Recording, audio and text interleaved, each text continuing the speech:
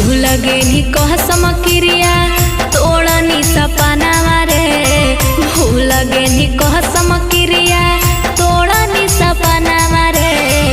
हमारा तू छोड़ देला ही कवने करना रे, हमारा तू छोड़ देला ही कवने करना रे। प्यार के बन गेलो जानू दुश्मना गे, प्यार के बन गेलो जानू दुश्मना गे।